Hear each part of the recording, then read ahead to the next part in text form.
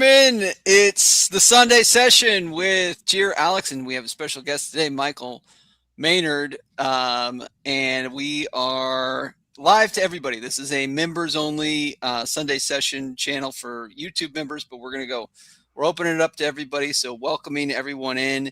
It's my chance to kind of host the show and then pick Cheer's brain, but also if any of you guys have tuned into my channel 4 or 5 years ago, we used to do this regularly with Michael and kind of run the three-man weave. But we were just chatting before all this started that it's going to be three men in their 40s talking about weight and possible weight gain and what a stone is and not being hungover in the morning and what a blessing that is. So if you're of that age, please smash the like. If you're not, smash the like as well. And we're happy to tell you all about that. But if you're just tuning in, memberships, how you can support the channel. Memberships are the backbone of the channel. They're huge. There should be a join button at the top. Merchandise, Jira, I've been tuning in. OK Jersey, you can get a quality kind of jersey from OK Jersey. I believe you have a promo code running as well, but order a size up. And then the other thing is mentions, because this is predominantly a podcast, I always say product, but whatever. It's a Leeds View that we do.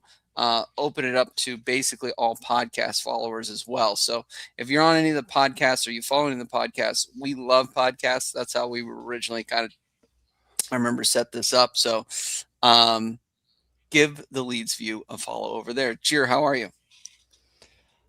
I'm old, apparently. Yeah, I'm old. I caught in the rain and ran back with my dog, and I feel like I need to have a lie down for a couple of hours now after that. Yeah, pilot on the way. Yeah, I'm good. I've had a really busy week. So some people who follow my social media accounts might have noticed I've been involved in a football club launch in Ireland. So we've launched Mead. Congrats. Yeah. So to massive support, much bigger than we actually thought we were. I'm the social media guy, so I'm the guy that's done all the graphics and the intro videos and all that kind of stuff. The launch video, that's my part of this. We're a small crew, and we're getting ready to go. So we're launching a League of Ireland academy initially with the long-term goal in the next 4 to 5 years to have a full men's and women's League of Ireland side on the pitch. So bringing professional football to the County Meath. So yeah, it's been a hectic week. We've gone from launch and crossing our fingers, seeing our social media numbers bypass every single club in the county, which has been fantastic. So, and some of the clubs in the actual League of Ireland National League. So it's been massively. Wow. One of our members said, we're the biggest virtual team in the world. We've got thousands of followers and we haven't kicked the ball yet. So yeah, there's that. And now moving into hiring board members and directors and stuff in the next couple of weeks. So we've got a busy few weeks ahead and a League of Ireland application to get this. So it's been a mad week. My wife's barely seen me, but it's been good, productive, but mad busy. Yeah. So I'm tired, but a different tired to Michael Maynard. So the football at the ground level. Michael, how are you doing? You're yeah. It's 8:30, 8:45 on the East Coast of America, which is where Michael and I are. So yeah, bear with us as we wake up. But how are you doing? Yeah, I'm all right. I can't complain. You're here too. It is early for Sunday morning, but really it's not that early, is it? I think that's part of where that how old we are conversation comes into play. Saturday nights, if they're late at all, turn into rougher Sunday mornings than they ever used to. So, and Monday mornings, Tuesday mornings, and Monday and Tuesday mornings. Yeah, exactly. Yeah. No, but I'm doing all right. I'm okay. I'm not concerned at all about what's going on with Leeds. I think we're gonna be fine. Haven't kicked the ball. Yeah, haven't kicked the ball this weekend. Yeah. So I am the younger of the three, and just in terms of my Leeds United fandom, Michael's been a fan since the turn of the century, probably at least. And of course, you're born into a Leeds kit. Forced into a Leeds kit. Forced into a Leeds kit. Let's start there. Let's really start, I think, at the beginning of the week and talk about the FA Cup. First time in 39 years, we're going to Wembley. Beat West Ham in penalties. It was not pretty, certainly in the stoppage time. I think the reoccurring issue of us giving up goals in stoppage time needs to be hopefully somehow addressed. I don't know how you could do it in training or otherwise, but let's start there. I mean, and a little bit of an FA Cup run. Michael, are you excited about this? Yeah, very actually. I'm thrilled. I've been part of many discussions where there's been talk about, do we really need the distraction of a cup run? Yes, we do. This is Leeds. I want to win stuff. I want to, at least be within a shout of winning stuff. I'm delighted. I love it. I'm, the manner of how we got there, at least in the last game, maybe a bit questionable, but on the whole, yeah, I'm quite happy. Dear, where were you 39 years ago? Oh, Jesus, Alex. I don't know where I was last week, let alone 39 years ago. Gee, how old am I? 45, so I was 6. God, I was 6. That's. Do you remember watching Leeds? This is kind of like your first, okay. No, I don't. I remember the League Cup final against Aston Villa because my brother's a Villa fan and has never let me forget about it. That's what I remember from Wembley, like Leeds going there, and the Thomas Brolin effect on the bench that day as well. So I vividly remember all of that. Plus my brother videotaped it as well, so he's kept that. So it's always there. I think it's good from a couple of perspectives. It's been bad from a couple of other perspectives. By the way, I am saving some of your comments as well, so we will address some of the comments as we go through it, but we'll put to one side for now. It's good that we needed that game after the international break because our record after the international break is not good. So it's good that gets that out of the way.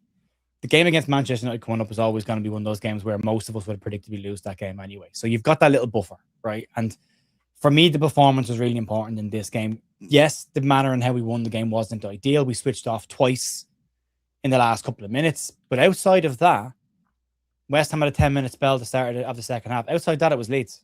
Yeah. And that's good. That, to me, suggests that this team is in a good spirit, is in a good way. I also think, I know West Ham beat Wolverhampton Wanderers, but for Leeds to come back and win after being ahead and dropping down, the heads would have dropped. But this side has shown character all season. And I think that character is really important coming into this stage of the season as well. Because it's not going to be easy. And they've got to fight. And they've got to battle. And they showed that. Even the first half and extra time was scary. We were all over the place. But again, regrouped, sorted themselves out, had a much better second half, and ultimately went on to win it. So that'll give them a huge amount of confidence coming out of that, of going, even when it gets bad, we can still dig this out and get a result. And they've done it this year. I know there's comments there saying Leeds are paying the prices for games they've dropped points in during the season. That's very selective memory, because for every dropped point against Sunderland at home that we should have picked up points in, there's a win against Chelsea that we didn't think we'd have, or there's a draw against Liverpool that we didn't think we'd have. So these things even themselves out, So for me, showing the ability to dig out a result when it's not necessarily going their way is hugely important. And I think they've shown that this year there's a backbone. Now, the other side to the coin is we're missing players. We've come out of this with some injuries. And it's interesting, the reaction, because there's always a reaction. There's always a reaction. And it's, now we're missing loads of players. We're going to get hammered by Manchester United, right? That's the instant negativity online, right? And I understand it to a degree. But at the same time, people want to see Tanaka playing more games. Well, now he will. People want to see Longstaff come into the side. Well, now he will. And people want to see Willie Gnonto start. Well, now he will. Yeah. So the players you wanted to come in are going to come in now. So you either believe in those players or you don't believe in those players. But as I always say, you can't be half pregnant. Just pick them. Go with it, So this is an important point. But the FA Cup is a fantastic distraction. It's going to give the fans something to look forward to in Wembley in the semi-final. We're playing Chelsea, who we've got a very good record against this year. So you never know. You never know. Leeds may get involved into a final. Touch wood. I'm getting carried away myself. But you don't know. And this side this year has shown there's an unpredictability to them at times. Not always good. Sometimes the unpredictability's gone the wrong way. But there's an unpredictability to them. And you never know what's going to happen. And again, people saying the so-called points dropped. All we can do is focus on the next game, which is exactly right. And that was the FA Cup. That game's out of the way now. Right, back into the league. Let's talk about Manchester United. Let's focus on what are, for me, the defining games of the season. It's not Man United. It's not Chelsea. It's not Liverpool. It's not Man City. It's Burnley, Bournemouth, Wolverhampton Wanderers. Wolves, They're the three. They're the three. They will define this entire season. So, fine. Happy with the League Cup run, the FA Cup run. It is a run. And then we move forward. Great. I think it's important to win. I mean, the fact that we did drop the 2 goals in stoppage time, but we held on in extra time and we buried the penalty shootout. I think it's big. It's big to carry that momentum. Now, West Ham, of course, did their job. I'm biased. I don't think Wolverhampton showed up in that game, and they put 4 past them. Am I ready to say, West Ham survive? Stamp it. They're done. They've clearly shown that they can survive. I'm not there yet. They have a way to score consistent goals, which is what Nuno is known for. It's his bread and butter, and it is counterattacking football high up the pitch. They are extremely quick at getting the ball from that turnover up and create a chance. That's just what they do. They concede goals against better sides, though. They've conceded 57 goals this year. I think they will concede, and then it's a team that hopefully understands that you have to be extremely careful at certain areas of the pitch. Against West Ham. They probably won't get a sniff at goal. Maybe I'm biased, but they definitely have a way to score goals, and that's what you need in this league. I'm not obviously convinced overall with their roster, and Cree is playing well. All right, so how are we digesting that? Like, they put 4 past Wolverhampton. Now the gap from at least them is 1 point. This is pre-recorded before the Spurs game, so we don't sure. So Spurs are currently in the bottom 3 with the pressure cooker of that going up to Sunderland. I hope they show up and do their business, but again, how are we feeling, I guess, now that West Ham have come closer to us, Michael? Yeah, I mean, to me, it always felt like it was inevitable that things would tighten up more. Like I said at the start, I'm actually really not concerned about where we are right now. I mean, obviously, there's you're looking over your shoulder, but I think we are generally in a pretty good place. I think tomorrow's fixture aside, we have a pretty decent run. We have a chance to do what they've done, right? I mean, they just beat the worst side, like sure. But we have good fixtures coming up too, and I think we've consistently shown over the course of the season that we can pick up points. So I'm not worried. I don't think we're now gonna suddenly hit some sort of weird skid out of nowhere where we're not getting anything. I mean, it just doesn't really add up based on how the season has gone. And just to comment briefly on what Jared was saying earlier about the FA Cup match, like I think the fact that we ended up winning that against like the forever Leeds narrative of blowing it and then actually going on to lose in the worst way possible. The fact that we didn't do that, I think, is a huge boost for the team, like massive. And for the fans too. Like, I mean, I think all of us were like, as soon as we saw that first goal go in, well, actually really, as soon as we saw 11 minutes go up on the board, I was like, oh no, here we go. Here comes the narrative, right? And then the child keeper comes on. I'm like, yep, this is all stacking up exactly the way we know it's going to go, and it didn't. And I think that is so important. I am a narrative guy. Like, I believe in narratives. I think that actually changes the way. I think it changes the way teams play. It changes the way fans react to the way teams play, which also has an impact. I think, we talk about intangibles. Is there any way of measuring that? No, of course not. But do I believe it exists? Absolutely. And I think where we're at right now, I'm not concerned. I think we're going to be fine, notwithstanding the West Ham result. I also have had a sense for a while now that West Ham might be the team to pull out of it. And it's going to be one of the other two that drops anyway. And possibly Spurs. Yeah. Fingers and toes crossed on that one. Jer, you alluded a little bit to it in your first answer, but the West Ham, result. I mean, you've said all week it's going to accordion. This is maybe the week that it shrinks, and then hopefully it has the run in to expand. So, yeah, we've done a huge amount of prediction videos on the channel in the last week with plenty of content creators around the space. And to a man, nearly every single one of them said it would go to 1 point between us and West Ham this weekend. Every one of them. Yeah. And then when you look at the end of the season predictions, they have Leeds 10, 11 points away from relegation. Now, that doesn't mean they're 10 or 11 points away from West Ham. That means they're 10 or 11 points away from the club that does drop down. Yeah. It's funny because at the start of the season, we would have all said 17th place, stay in the Premier League at all costs. Great. West Ham beat the worst side in the league. And there was this magic narrative that all of a sudden Wolverhampton Wanderers were a great side. 17 points in an entire season, right? They beat Wolves, which they should have done, which I think most people predicted they would do. And all of a sudden, Leeds are getting relegated. A game that Leeds weren't even involved in. And Leeds are going down. Yeah. So there is that thing. And at this point of a season, I'll say this. When I played and when I coached, specifically when I coached, when stuff got a little bit tricky and got a little bit tight, I wanted to see a reaction from people. I didn't want to see people buckling. I didn't want to see people panicking. I want to see people digging and going, right, this is your moment now. Step up and go through a wall.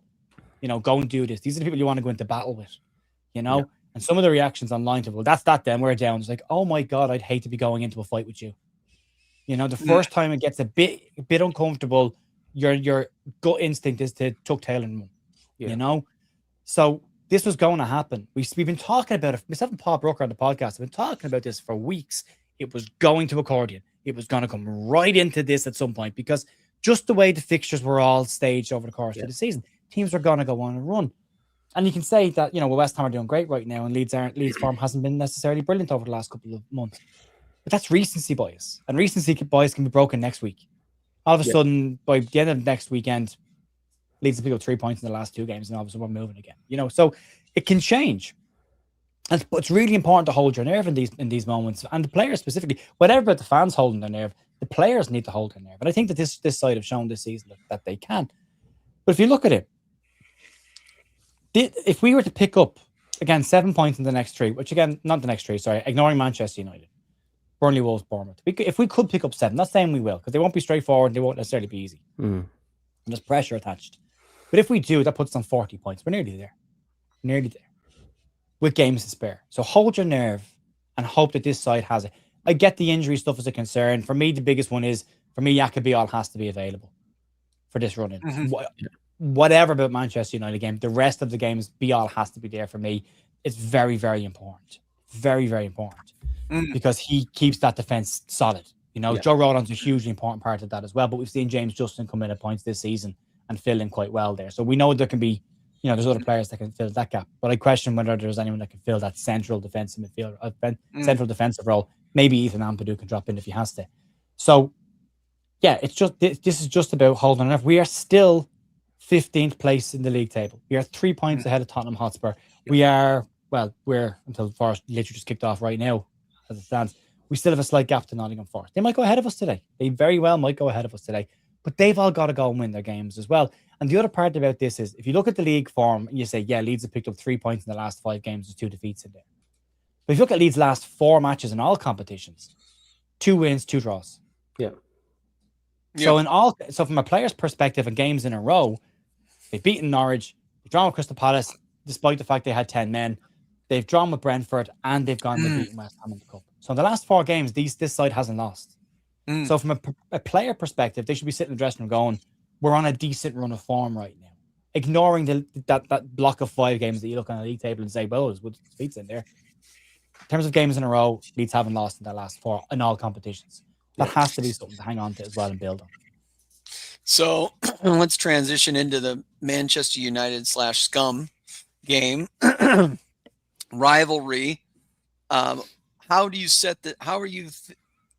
think it's best to set the team up, Michael? And let's talk about kind of best case scenario, worst case scenario with injuries. He mentioned 3 possible doubts. He could be playing head games with Beal, Goodmanson, and I think so. And Okafor, I believe, are doubts. But let's say they're, I guess, one of them is healthy or one of them's out, and then let's say maybe both of them are out. How are you looking to set this team up? Would you give an opportunity to somebody maybe that's out of form, even like Brendan Aronson? Would you rotate him out of the side for someone like Nanto or someone else? So would I do that? Yeah, probably. Will Fark do that? No. I think Groves playing. I think he'll look to stodge it up probably. I think we're going away to Old Trafford, a place where we, traditionally have not done that well. It is obviously a big rival game. I think Farke is, and sometimes this is a criticism I have of him. I think he's sometimes overly cautious, and I think he'll be looking to set up very defensively.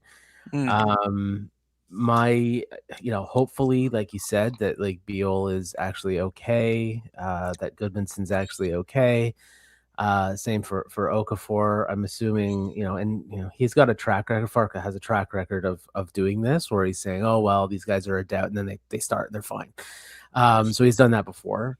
So my guess is that probably at least one or two of them will be able to start. But I think he's going to look at the usual three at the back, or five at the back, I guess, at a possession. But he might even drop another attacker to bring them back further into midfield. It was like a 5-4-1 sort of situation to really keep it defensively solid, particularly if we're missing some key players, which we obviously are. So for me, I mean, I think, you have, Gruev is, certainly going to play probably alongside Ampadu. If we can have three other players at center back, Ampadu will drop back into the back three if necessary. In which case you're going to have to draft somebody else in. And I don't know who that is, who he actually ends up bringing in. But will it be Tanaka? Will it be, I don't know who else he might bring in. I don't know who he trusts right now. But I know it won't be Buonanotte. So, but he could be on the bench at this stage. Yeah, he should make the bench at this stage. Yeah. Maybe it's Longstaff, right? I think it's possible. Yeah, Longstaff. Yeah, he trusts him. And I think we'll need somebody maybe to even take a set piece if something, if a foul happens in and around the box. Maybe Longstaff is the person that could put the Gruev as well. Yeah. I don't watch a ton of Manchester United, but they always seem to be for good reason. They don't seem to. When I dig in, I did do a little bit of digging in on their podcast. They really do seem to be, they go as Fernandez goes. Bruno, they're long time now, number 10. How do you think Farka sets up, and is there any player on the pitch that worries you as much as Bruno Fernandes? Well, firstly, I thought Michael was going to say unless he plays 5 more players in central defensive midfield, which is very possible with Daniel Farke in this game. He could just stack that block in front of the back three. I agree with Michael 100%. I think he's going to stodge this one up and try and I think he probably should. I think he probably should try and frustrate them. But I think that they'll play a style of football that if we've got a couple of attackers on the pitch that we can exploit. It's a real shame we don't have Dan James, because I think that's your out ball, just to sit back, suck a bit of pressure, boom, into the corner, let Dan run after it and get out after the ball. I think he's got options. I do hope that Gabby's fit, and I do hope that Biela's fit. After that, I think Gruev's going to play. I don't see any version of this, even if everyone was fit. I don't see any version where Gruev's not starting. Yeah. Because of that defensive block. I think it's time for Shannon Longstaff to start coming back in. He's a Premier League player with Premier League experience under his belt, so he has to come back in at this stage. Somebody said, what does Willie Nanto bring? For me, directness. He runs at players. He pushes defenders back. If you're a fullback, you're not leaving Willie Nanto high up the park, because he'll exploit you if you do. So that forces you to sit back a little bit more, Same with the players like Dan James. You're not gonna leave Dan James with 40 yards to run in behind you, because he'll kill you. So you just don't. So you sit back deeper, and that helps you defensively ultimately as well. So there's that. So it's Daniel Farke is going to try and defend the result here. I don't think there's any reason he doesn't. I think if he's a little bit more adventurous but player dependent in this one, then I think they might actually play a style that suits us. We saw at home they left space. Brendan Aronson exploited that space quite a lot in that game as well. Nanto did to a degree as well when he came into the match. So there is opportunities there for Leeds to get at them. But they're all about Bruno. So for me, if you want to keep Bruno quiet, then that's Ethan Ampadu's job. Could even be Ilya Gruev's job, just sit on him. Yeah. Because he doesn't do a huge amount of movement, Bruno. He tends to sit in that pocket between the midfield and the front and just stays there, and they find him with the ball, Yeah. And Farke has done a really good job this season with players like Haaland and Thiago, where it's stop the ball getting into that player.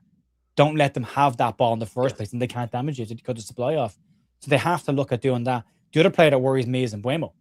If he is fit, and apparently he is back and ready, because I think he's a really direct, dangerous player. Doesn't always get the amount of Strong. goals he should get, but he is a player that causes you problems.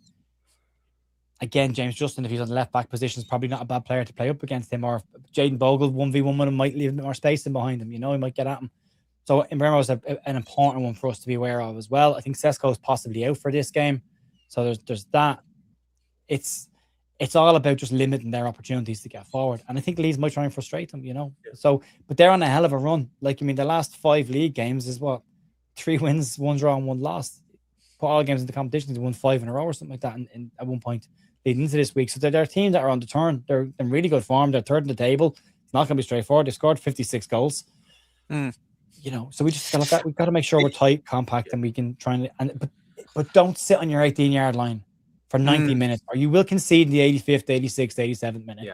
We've got to be able to try and get at them as well. I think Aronson in this game could be important in that space. I think Nanto, if he does play, could be very important in that space. And if Tanaka's in there as well, getting Leeds up the pitch is going to be really, really important. I think if Longstaff does play in this game as well, he has that box-to-box energy. He has that work rate in there in the tackles. So it's going to be about work rate this game, all of it. And if they work hard and if the performance is there, there's no reason why they can't nick a point. If they sit deep and try and shithouse a 0-0, they lose. Yeah. I think it could look probably like the Chelsea game, where we did that and we went down, and then he pulls out a 4 at the back, and then they're not ready for it, and we get back into the game and nick that draw. Or it could, I think Liverpool, maybe there might have been a similar style where it was just 0-0 the whole way, and we actually saw that result out. That's me being as optimistic as possible. DCL, I think, will be key. It'll be direct, getting him the ball, and if we can get players in and around him. There is some. They don't Harry Maguire either for the game, so there's some concern there, right? And I don't know how Martinez is coming from his injury. So their center back pairing might start a couple of youngsters. And somebody said, I think Airly in the air is where we could probably hurt them even if we do 2 up top with Mecha and DCL. That's where we could win a lot of second balls and just win the balls in the air. That's the key. Yeah. That's going to be the key for us, I think, is winning those second balls. We have to have guys in midfield who can come up and mop up, and we need to be getting balls in the air to DCL. I think with Maguire, Maguire is love him, hate him, whatever, and obviously he's a scum player, so I'm on the other side of that. But but he's honestly one of the best players in the air in the world still, frankly. And the fact that we have that weapon with Dominic Calvert-Lewin, and they don't have him there to try to win those balls instead, I think is one advantage that we can try to take. But we're going to need to have players in midfield to come and grab those balls that DCL knocks down, coming in to support him. And so I guess the problem is if we're too deep and if we're too defensive, then we're not going to have that. So we do need to be able to move, I think, fluidly, and be able to push up. Yeah, I'm being as optimistic as possible. I think if we were fully fit, I think that we do have a lot of the players that could match up against, especially Gabby. If Gabby's fit, I think that left-hand side, there was some Adama Traore was cooking Brendan Aronson, quite frankly, especially towards the end of the game. And I don't know if that was like something where James Justin was leaving Brendan Aronson to defend him higher up the pitch, and he was going to drop back. But Brendan, the crosses was coming in from Brendan's side, and I don't think that was a strength thing. I think that's just he could not handle Adama's technical ability, which is disappointing. So anyways, maybe another reason that Brendan probably needs a little bit to be cycled out. But I think if Gabby's healthy, I think we can shore up that side of the pitch a little bit more. And Kuna will probably be coming in on that side, I would think. But if healthy, I think we could exploit like their back line, knowing that Maguire's out. And then I just worry about Bruno Fernandes. Yeah.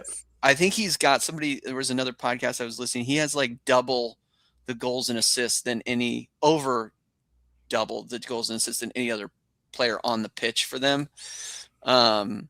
So he's their star man. So if we can keep him bottled up, we can possibly nick a result. Yeah, and that's one of the reasons I think we go to really defensive and pack the midfield is to give him no space. Like, I think that's one of the things that we're going to do. But I agree. I think that's the key for sure. Question: Does Darlow come back in? Yeah, I think so. Yeah, so do I. How do we feel about that? Not that I'm taking over your hosting duties. Perry's last game at Old Trafford, he conceded 5 when he was with Lyon. So he's got some maybe PTSD from that. And I don't really I love the way Perry played at West Ham for 90% of it, but he did almost have a howler when he came out and let that goal in extra time. It was just so. And there was some communication problems about him coming out and yelling back at Biel, and I'm not coming out, and I am coming out. So I don't know what. I think that goes back to the previous Manchester United game because he came off his line and got done, and I think he's now kind of like, I don't want to come unless I absolutely have to come. I think he's possibly in his own head a little bit, but I mean, he made 2 or 3 absolutely fantastic saves at the start of the game against West Ham. That first one with Castellanos. Point blank range to get down as low as he did, strong hand to push it away. But he has that eccentricity that you're going to get from a Brazilian goalkeeper. Like, there's got to be moments, but then he ends up being the hero again at the end with the penalty save. I love the throw he had to DCL. He put it right on DCL's head, and I think Aronson won the second ball, but then he immediately lost it, and they could have been in had Aronson pushed on, but he launched the ball like a little over halfway. I like that. As a quick release, good counter-attacking tool, but Leeds have never really used it this year. Like, Leeds have never, when he came in with that long throw, I thought you could see him catching the ball and a quick counter-attack into the feet of Dan James running at somebody, or into the feet of Aronson running at somebody, and it's never really happened just because of, again, how Leeds tend to set up the opportunities that don't tend to be there. But I don't think Daniel Farke trusts him 100%. I think there's a very good goalkeeper in there. I think he's proven that over the last couple of years at Botafogo and at Lyon. Everyone's spoken very highly of him. I think he's taken time to adjust to England and the Premier League. I think he struggled at that. Darlow, as I'm trying to get the exact quote here. Paul Brody says Darlow's made the odd howler, but he ain't Perry. And it's interesting because Darlow's mistakes he's put the ball in his own net like twice this year. Sheffield Wednesday in the cup and against Arsenal, he's put the ball in his own net by mistake. Perry's not done that. But his hesitation at times, or his unwillingness to commit at moments, have caused goals to happen. So, he's not directly, but he is directly in another way. It's hard to explain that, but you know what I mean? So they both have positives and negatives. I think Darlow's probably a more calming influence with the back three. I think that there's a good communication structure between them all there, and I think he keeps them calm. I think we saw at West Ham that there's times where Biel's expecting the keeper to come, and then all of a sudden he's not there, and that's a problem. So there's a breakdown there. So, yeah, I think until the end of the season, I think Darlow's probably... I mean, Farke trusted him at this point last season to manage the running, and I think he'll trust him again this year to manage the running.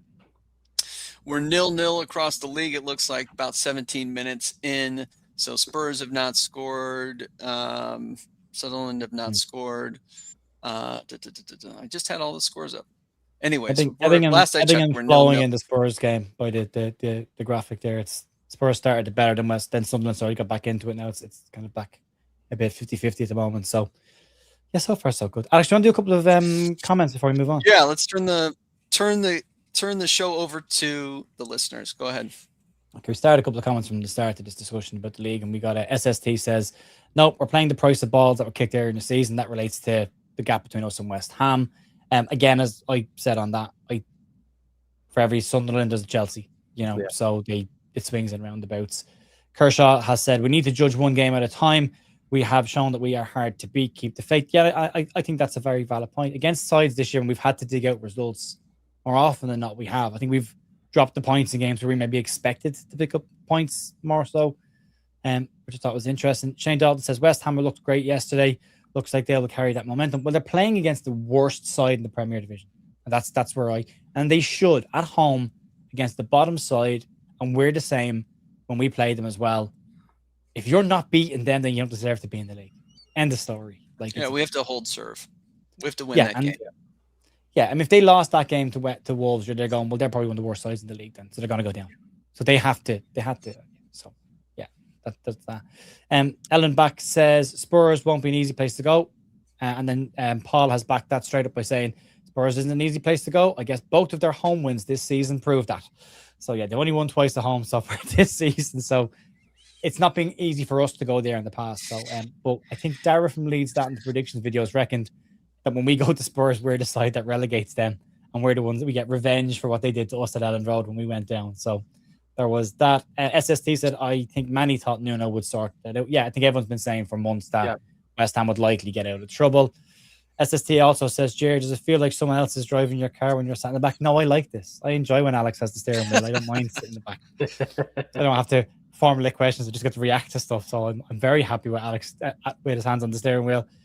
Free Fallen says, we need to play a high tempo for the rest of the season. If we do that, we survive relegation for sure. Everybody and their mother knows my opinions on tempo, so we don't need to get into that. Alan Back also says that we need Aronson's work rate. What does not to offer? And I think we've already answered that. Directness, 2-foot player, ability to shoot from distance, great chances, getting behind players. For me, he offers that. What's your take on Nanto? He'll have spark of something every once in a while. He'll just come up with something, right? Yeah. Unpredictability. I think he's tidy. I think he has good work rate. Buenanote has more. Like, I love Aronson, right? Buenanote has more going forward. Like most likely, you just look at his highlight. There's stuff that he's done in the Premier League that Brendan Aronson has not done. But when Brendan loses the ball, or when he's asked to press, he's like, he doesn't stop. He's rabid. He goes. And when Brendan loses the ball, his reaction from losing the ball is what I think Farka likes. Yeah. Like when Buenanote lost the ball, and the couple of times that he's had it, he didn't react with the passion of, I'm going to get that ball at all costs, and I made a mistake. And so, like, that's why he's starting. And I know that, and he might start today or tomorrow because of that pressing ability. And I think, but Nanto, back to him, he's tidy. Again, he can do things that Brendan Aronson can't. And I think he's started to react more when he has lost the ball. I think he's done everything right. I think he deserves a start. He's one of the shortest, if not the shortest player on the pitch. And I think he likes to, Farka likes to play with a taller second striker, whether that be Mecha, who unfortunately in the system drops a little bit or out wide because I think of his defensive responsibilities, and Okafor. He likes to play with him because he's bigger. I think he's a great dribbler. I think ideally, if he was able to start every week and he didn't have the niggles, I think he would start Okafor week in and week out, and maybe bring him off the bench. But I digress. Okay. I want Nanto. I want to see Nanto. Yeah, I think if you don't have Okafor, you're playing Nanto. I think there's like replacement there, to be honest. Free Fallen says we play so much better when we play a high tempo. And Steve Brown says, after Hammer's big win on Friday, the goal difference is down to 6 between us, could almost disappear. Well, unless you're predicting a 6-0 defeat at Manchester United, I don't think that happens. But we've only lost heavily to Arsenal this season. Outside of that, even Man City, the odd goal we've lost by. So offensively, they've been really good. But again, I think we have to keep an eye on that. There is a penalty, by the way, the VAR check going on. There is a penalty potentially for Spurs. Not a pen, says Worldwide. We'll have to see if it's given. They're all saying never a penalty. So we'll see if that gets given in that game. Sorry, go ahead. Checking club badge. Yeah. That whole meme. Yeah. I think there's a couple of things, just out of the comments, I think there's a couple of things we need to just, be aware of. First of all, even if we go on to lose tomorrow, we're still better than a point per game over the season. West Ham, even with their big win yesterday, are still under a point per game. I think you were looking at it over the course of the whole season, and just what Jared was saying earlier about swings and roundabouts. Yeah, we've dropped points where we shouldn't have. We picked up points where we weren't expected to. Like, this is just the way it's going to be. And it's going to be that way through the end of the season. I think we've been pretty consistent throughout the season. That's why I keep saying, and it's somewhat a little bit tongue in cheek, but I'm not really all that concerned. I think we are going to be. I really do genuinely think we're going to be okay. In my head, I'm saying we're going to be okay. I carry the wounds of a lifetime of supporting this club here. But I'm not going to let that rule what I'm thinking right now. So I do think we're going to be fine. Again, over the course of the season, we've shown that we've been pretty consistent, and I think if we keep it up at better than a point per game, which there's no reason that we can't do, I think come the last day, I don't even know if we're going to be in a place where where the math is going to say we have to beat West Ham. Like a draw will probably do it. It may not even come down to the final game. We'll see. They have a terrible run coming up, like in terms of who they have to play. So they do. We can have a look at that in a sec. Actually, if you look at this, on-field decision was a penalty for Spurs, but it's been ruled out, and Aston Villa have taken the lead against Nottingham Forest. That's decent. I'll throw the fixtures up real quick because we're in the current ones, but I have got the fixtures here. West Ham have an awful run. Spurs too, right? Like their run's not great either. No, I mean they're not straightforward when you actually look at the games. It was interesting because when we did the predictions videos with all the other creators, I think at least half, if not more than half, when I asked them what their gut feeling was, said a team, and then we went through all the fixtures, had predicted a different team to go down. So what we think in our head of who's going to go down when you actually start going through all the fixtures doesn't always end up being it. But I mean, I'll just knock the comments off for a second. Go, actually, no, I'll just make them wider. I can make them wide and make them small. No, that's bigger. Okay, I'll just turn them off for 2 seconds so we can see this. But that's the current run. So that we got this weekend's fixtures: Man United away for us, Wolves at home. Obviously they've won that game. Forest, Villa, and Sunderland at Spurs. But Spurs have got Brighton. Then they've got Wolves, which will be a big game for them. But then they've got Aston Villa, Leeds, Chelsea, and Everton. They're not all straightforward games there. Forest, Sunderland, Chelsea, Newcastle, Man United. Not easy. Palace, Everton, Brentford, Arsenal, Newcastle for West Ham. That's a hell of a block of games for West Ham.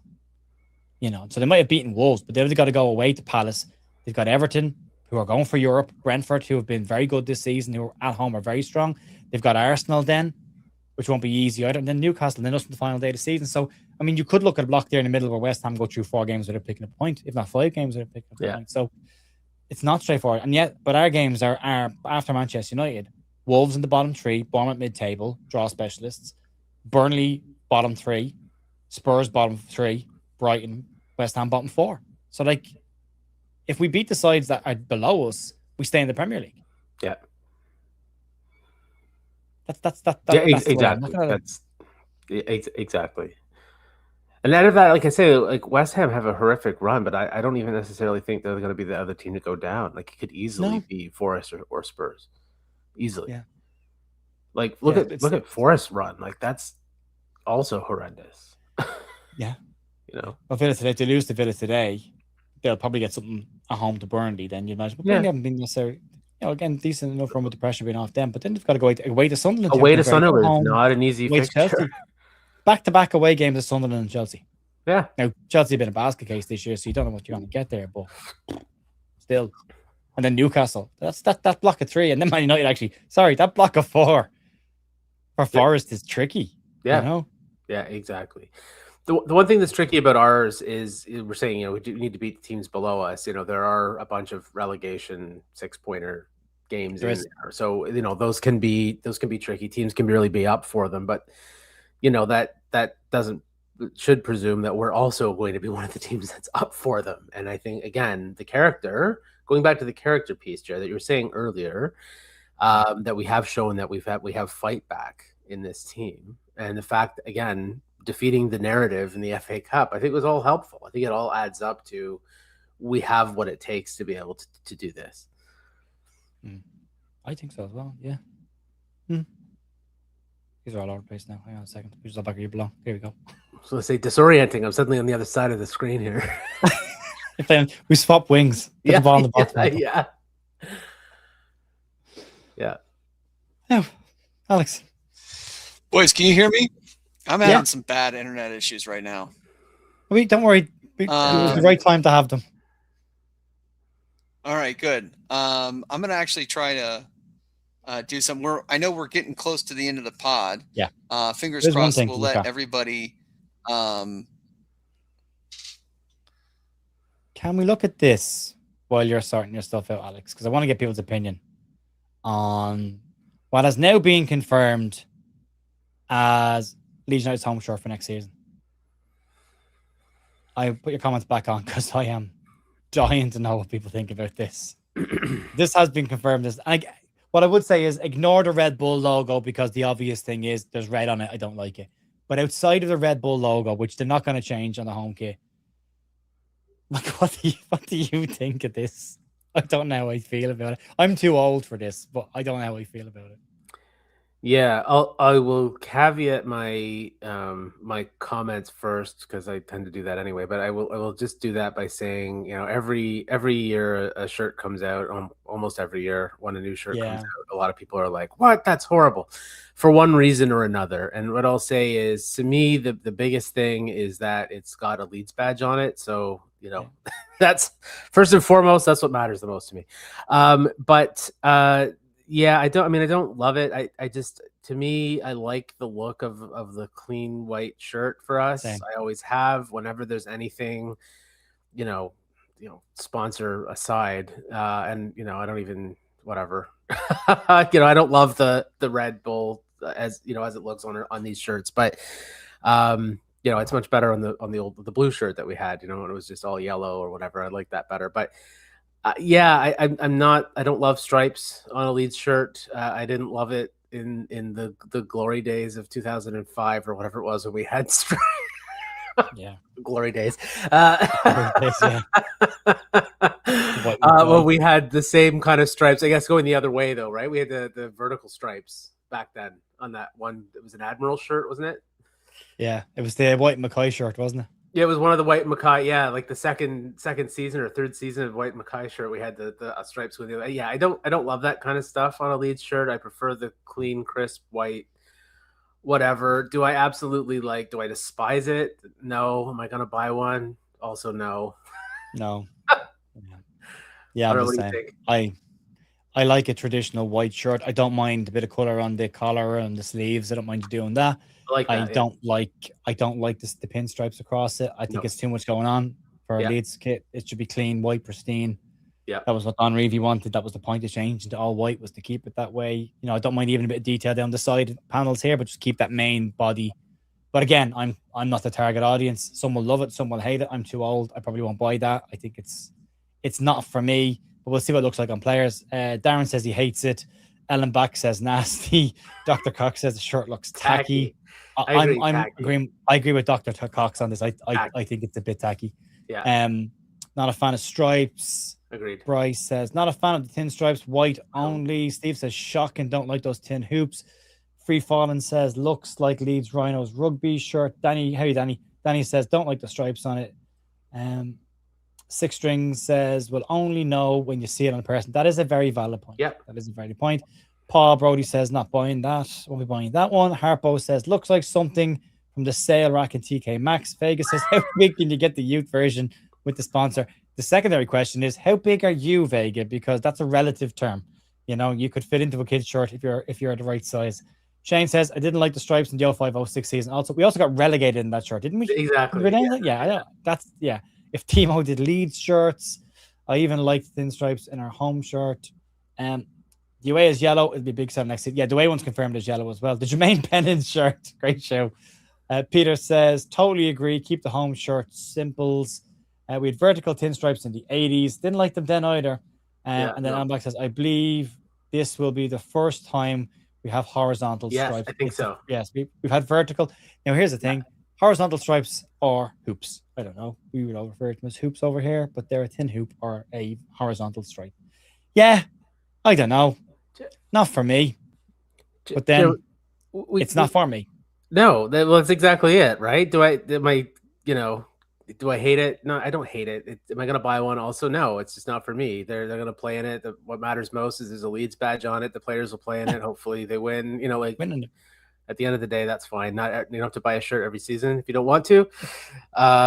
Just being a fan doesn't mean that we're forced to buy one. But yeah, I don't love it. And I, from what I hear, the away shirt, there's some promise there. So maybe that's the one you get if you really want to buy a shirt, right? Yeah, I will say the which is same fine. thing about Red Bull that I've been saying for a long time. If Red Bull want to make money on Leeds United shirt sales, then change the red to blue. If you don't do it, you're going to miss out. You're missing out on money that is sitting Yeah, on the that's right. table. I agree. But as we started off this conversation at the start about us all being in our 40s and thinking about middle-aged spread and everything else, I think the horizontal hoops is not a good idea. Yeah, yeah, it's going to draw attention to the wrong part of the body, isn't it? That's why I love an all black shirt. Hides an awful lot. And Johnny Peacock says, "I've seen us play in red a few times in my younger years. We played in that color. Yeah, we did. Yeah. Doesn't mean we have to like it though. But yeah, we did. Yeah. Yeah. And then Danny says, only white shirt I ever bought was a strong one, which is over Michael's right shoulder. There it is. There, beautiful shirt, beautiful. And that was sold like hotcakes. So that was the first one I ever got. Yeah, it's a beautiful shirt. Yeah, I had that with Don Matteo's name. And love that shirt. Yeah, I love that shirt as well. Yeah, since Red Bull comes in, I've never bought a home jersey, but that's because of the red, and that's okay. I know lots of people don't buy it because of the red. Even back then, as much as we all loved the Strongbow shirt when it came out, and we were flying at the time, everything was wonderful. I mean, I had been a fan at that point for maybe 3 years or something.